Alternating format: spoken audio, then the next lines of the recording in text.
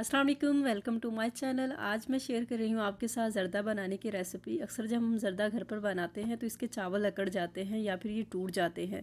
तो ज़र्दा बनाने के लिए कौन से चावल इस्तेमाल किए जाए और किन टिप्स को फॉलो किया जाए कि ज़र्दे का जो है रेसिपी है ना एकदम परफेक्ट बने।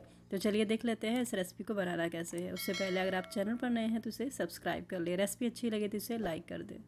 ज़र्दा बनाने के लिए देखिए यहाँ पर मैंने 250 ग्राम एक पाव सेला बासमती राइस लिए हैं। अच्छे से धोने के बाद इसे मैंने 2 से 3 घंटे भिगो दिया था। अच्छा, ये चावल जो है ना भिगोने बहुत ज़रूरी होते हैं, तभी इनके अच्छे रिज़ल्ट मिलते हैं। इन चावलों को ज़र्दा या फिर बिरयानी बनाने के लिए इस्तेमाल किया जाता है। अगर आप नॉर्मल चावल जैसे बासमती राइस में ज़र्दा बनाएंगे ना तो उसके चावल जो हैं वो टूट जाते हैं। अगर आप बेस्ट रिज़ल्ट चाहते हैं ना ज़र्दा के, तो फिर आप ये चावल ज़रूर इस्तेमाल करें। अब इन्हें हम बॉयल कर लेते हैं। उसके लिए देखिए यहाँ पर मैंने चावल का 3 गुना पानी ले लिया था। मीडियम टू हाई फ्लेम पर इसे कवर करके रख दूँगी ताकि पानी में एक बॉयल आ जाए। जैसे ही पानी में एक बॉयल आने लग जाएगा ना तो फिर फ्लेम को थोड़ा सा लो करेंगे और इसमें कुछ साबुत गरम मसाले ऐड करेंगे, जिससे इसका फ्लेवर ना बहुत ही अच्छा आएगा। तो इसमें एक दालचीनी का टुकड़ा, एक बादियान का फूल है, 3 से 4 सब्ज़ इलायची और 3 से 4 ही मैंने लौंग लिए थे। अब 1 से 2 टेबल स्पून इसके अंदर मैं ऑयल ऐड करूँगी। इससे चावल जो है ना आपस में चिपकेंगे नहीं और एकदम अलग अलग खिले खिले चावल बनेंगे। तो इसके बाद इसके अंदर शामिल कर देंगे फूड कलर। तो यहाँ पर मैंने ऑरेंज फूड कलर लिया है। आप जो येलो फूड कलर होता है ना ज़र्दा बनाने के लिए, वो भी इस्तेमाल कर सकते हैं। तो जो भी कलर आपको अच्छा लगता है आप उसका इस्तेमाल कर सकते हैं। हाफ़ टी स्पून यहाँ मैंने कलर लिया है। अच्छे से मैं इसे पानी के साथ मिक्स कर लेना है। फ्लेम को हम दोबारा मीडियम टू हाई कर लेंगे और इसके अंदर हम शामिल कर देंगे भीगे हुए चावल। तो जो पानी चावल का है ना वो पहले निकाल देंगे, उसे ड्रेन कर देंगे और चावल जो है ना इसके अंदर ऐड करेंगे और अब मीडियम टू हाई फ्लेम पर हमें चावल को बॉयल कर लेना है। साथ ही इसके अंदर मैं हाफ़ टेबल स्पून यहाँ नमक ऐड करी हूँ, क्योंकि जब अक्सर मीठा जो होता है ना उसके टेस्ट को बैलेंस करने के लिए अगर आप इसके अंदर नमक ऐड कर देते हैं ना तो आपको फिर बहुत ज़्यादा मीठा जो है ना फील नहीं होता। तो बस अभी हमें चावलों को बॉयल करना है। थोड़ा सा इसे मैं कवर कर दूँगी ताकि इसके अंदर बॉयल आ जाए। जैसे ही बॉयल आने लग जाएगा ना तो कवर को हटा देंगे और चावल को यहाँ हम बॉयल करेंगे। तो चावल को यहाँ हमें फुल ही कुक कर लेना है। हमें इसे हाफ़ कुक नहीं करना, ना ही हमें इसे 80 से 90% तक कुक करना है। तो हमें चावल को यहाँ अच्छे से ना पका लेना है। जैसे ही आपको लगे कि चावल अच्छे से आपके बॉयल हो गए हैं ना तो फिर हम इसे ड्रेन करेंगे। तो यहाँ देखिए अभी मुझे इसको बॉयल करते हुए 5 से 6 मिनट हुए थे। तो चावल जो है ना इसकी कंडीशन देखिए कुछ ऐसी है, अच्छे से अभी मैश नहीं हो रहे, टूट नहीं रहे ना। तो अभी हम इसे 3 से 4 मिनट के लिए और बॉयल कर लेंगे। तो चावल का देखिए कलर माशाल्लाह बहुत ही अच्छा आया है इसका। तो अभी इसे बॉयल करते हुए मुझे तकरीबन 10 से 12 मिनट हो गए थे और देखिए ये चावल जो है ना अच्छे से मैश हो रहे, बिल्कुल अच्छे से कुक हो गए हैं। तो आपको ऐसे ही चावल बॉयल कर लेने हैं। अब पानी को हम ड्रेन कर देंगे, चावल को छान कर रख देंगे एक साइड पर। चावल को बनाने के लिए आधा कप यहाँ पर मैंने घी लिया है। घी से अच्छा इसका रिज़ल्ट आता है।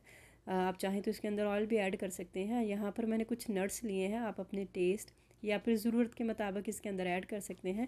यहाँ पर मैंने काजू, बादाम, पिस्ता और किशमिश लिया है। तो बादाम को जो है ना थोड़ी देर के लिए भिगो के रख दिया था, इसका छिलका मैंने उतार दिया है। इसी तरह से मैंने पिस्ता को भी भिगो के रख दिया था, तो उसका भी मैंने छिलके उतार दिए थे। अब कुछ सेकंड के लिए हमें इसे फ्राई करना है। इसका कलर हमें चेंज नहीं करना, बस कुछ सेकंड के लिए हम इसे फ्राई कर लेंगे। उसके बाद इसके अंदर चीनी ऐड कर देंगे। तो यहाँ पर मैंने 1 कप चीनी ली है, आप अपने टेस्ट के अकॉर्डिंग ले सकते हैं। अब आधा कप इसके अंदर मैं पानी का शामिल कर दूंगी। साथ में 1 कप से थोड़ा सा यहाँ पर मैंने दूध लिया है। दूध से जो है ना इसके अंदर चावलों के अंदर बहुत ही अच्छा फ्लेवर भी आता है। चावल जो है ना वो आपके सॉफ्ट रहते हैं, अकड़ते नहीं हैं। और इसको जब आप इस तरह से दूध ऐड करके चावल को बनाएंगे ना तो इसका बड़ा ही अच्छा सा टेस्ट भी आएगा और आपको खा के मज़ा आ जाएगा।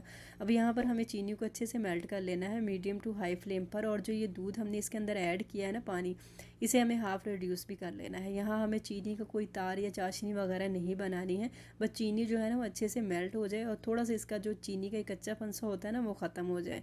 तो हमें इतना इसे पका लेना है। तो medium high to high flame करेंगे ना तो 4 से 5 मिनट में ना ये अच्छे से रिड्यूस हो जाएगा।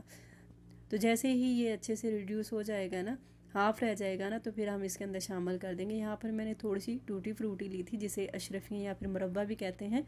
और साथ में हमने जो ड्राई फ्रूट्स लिए थे ना वो भी इसके अंदर ऐड कर देंगे। तो थोड़े से मैं रख लूँगी गार्निशिंग के लिए और बाकी मैं इसके अंदर ऐड कर दूँगी। तो अब साथ ही हम इसके अंदर शामिल कर देंगे चावल। चावल देखिए माशाल्लाह बहुत ही अच्छे से आपके बॉयल होने चाहिए। और जो साबुत गरम मसाले हैं ना इस पॉइंट पर अगर आप चाहें तो इसे निकाल भी सकते हैं, नहीं तो आप इसे ऐसे भी ऐड कर सकते हैं। अब हमें हल्के हाथों से इसे मिक्स कर लेना है। तो बहुत ही हल्के हाथों से एहतियात के साथ आप इसे चम्मच चलाते हुए इसे मिक्स कर लें। तो इवनली हमें इसे मिक्स कर लेना है। फ्लेम को यहाँ हम थोड़ा सा मीडियम कर लेंगे।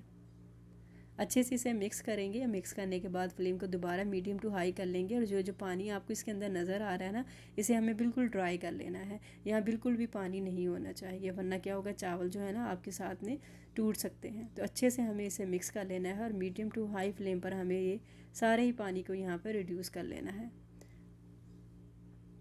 तो अभी मैंने इसके अंदर 1 कप दूध का ऐड किया था ना, तो आधा कप दूध जो है ना वो मैं इसके अंदर आगे ऐड करूँगी। इससे जो है ना आपको बिल्कुल देग वाला फ्लेवर मिलेगा और बहुत ही अच्छा से इसके अंदर टेस्ट भी आ जाता है। दूध से जो है ना चावल एकदम आपके सॉफ्ट बनते हैं और अकड़ते नहीं हैं। तो मीडियम टू हाई फ्लेम कर लेंगे। और देखिए यहाँ पर मैंने इसके अंदर जो पानी था ना सारा ही रिड्यूस कर दिया है। पानी को रिड्यूस करने के बाद ही आपने इसके अंदर हाफ़ कप जो है ना दूध और ऐड कर लेना है। तो अभी मैं इसके अंदर हाफ़ कप, देखिए सारा ही पानी अच्छे से यहाँ पर ड्राई हो गया है। तो अब इसके अंदर मैं आधा कप दूध का और ऐड कर दूँगी और यहाँ पर मैं इसे दम पे रख दूँगी। पहले हम मीडियम फ्लेम पर रखेंगे 5 मिनट के लिए और उसके बाद दम वाला फ्लेम कर देंगे और इसे 10 मिनट के लिए दम पे रख देंगे। तो इसे मैं यहाँ पर कवर कर रही हूँ। तो अभी दम हटा देंगे। चावल देखिए माशाल्लाह बहुत ही प्यारी सी खुशबू आ रही है, कलर भी बहुत ही ज़बरदस्त आया है इसका। और देखिए माशाल्लाह चावल जो है ना एकदम खिले खिले अलग अलग बन कर तैयार हुए हैं। चावल जो है ना ये बहुत ही सॉफ्ट बने हैं और बिल्कुल भी अकड़े नहीं हैं। अगर आप इन टिप्स को फॉलो करके ज़र्दा बनाएंगे ना तो एकदम परफेक्ट आपका ज़र्दा बनेगा। 10 मिनट के बाद हम इसे डिश आउट कर लेंगे। इससे जो है ना चावल जो अच्छे से सेट हो जाते हैं। तो माशाल्लाह बहुत ही बेहतरीन सी ये रेसिपी है, आप इसे ज़रूर ट्राई कीजिएगा। ईद के त्यौहार पर हमारे घरों में अक्सर मीठा बनता है, तो आप वहाँ ये ज़र्दा भी ज़रूर बनाएं। तो रेसिपी अच्छी लगे तो इसे लाइक कीजिएगा, शेयर कीजिएगा। चैनल पर आप नए हैं तो इसे सब्सक्राइब कर लें। तो मिलते हैं नई रेसिपी में। Thanks for watching. अल्लाह हाफिज़।